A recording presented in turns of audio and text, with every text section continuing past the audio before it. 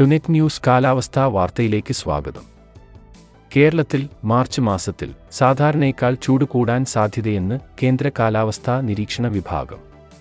ഇന്നലെയോടെ സംസ്ഥാനം ഔദ്യോഗികമായി വേനലിലേക്ക് പ്രവേശിച്ചിരിക്കുകയാണ്. മാർച്ചിൽ രാജ്യത്ത് ഏറ്റവും കൂടുതൽ താപനില രേഖപ്പെടുത്തിയേക്കാവുന്ന സംസ്ഥാനങ്ങളിൽ ഒന്ന് കേരളമാണ്. ഏപ്രിൽ, മെയ് മാസങ്ങളിലും സാധാരണയേക്കാൾ കൂടുതൽ ചൂടിന് സാധ്യതയുണ്ടെന്നു കേന്ദ്ര കാലാവസ്ഥാ നിരീക്ഷണ വിഭാഗം അറിയിക്കുന്നു.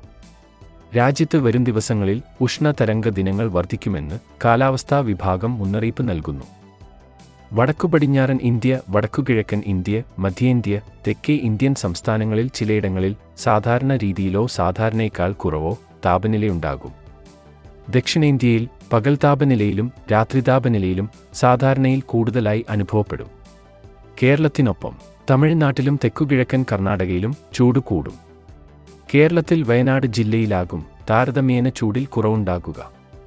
എന്നാൽ വയനാട്ടിലെ സാധാരണ ചൂടിനെ അപേക്ഷിച്ച് ചൂട് കൂടുതലാണ് അനുഭവപ്പെടുക. ചൂട് കൂടുമെങ്കിലും കേരളത്തിൽ താപതരംഗമുണ്ടാകില്ലെന്ന് കേന്ദ്ര കാലാവസ്ഥാ വിഭാഗം പറയുന്നു. എന്നാൽ വടക്കൻ തമിഴ്നാട്, കർണാടകയുടെ ചില ഭാഗങ്ങൾ, വടക്കേ ഇന്ത്യൻ സംസ്ഥാനങ്ങൾ എന്നിവിടങ്ങളിൽ താപതരംഗ സാധ്യത മാർച്ച് മുതൽ മെയ് വരെയുള്ള മാസങ്ങളിലുണ്ട്. കനത്ത ചൂടിനു പ്രധാന കാരണമായ എൽ നിനോ പ്രതിഭാസം പസഫിക് സമുദ്രത്തിൽ തുടരുകയാണ്. മൺസൂൺ ആരംഭത്തോടെ മാത്രമാണ് എൽ നിനോ സാധാരണ സ്ഥിതിയിലേക്ക് മാറാനുള്ള സാധ്യതയുള്ളൂ. കാലാവസ്ഥാ വാർത്തകൾ കൃത്യമായി ലഭിക്കാൻ ചാനൽ സബ്സ്ക്രൈബ് ചെയ്യുക. നന്ദി.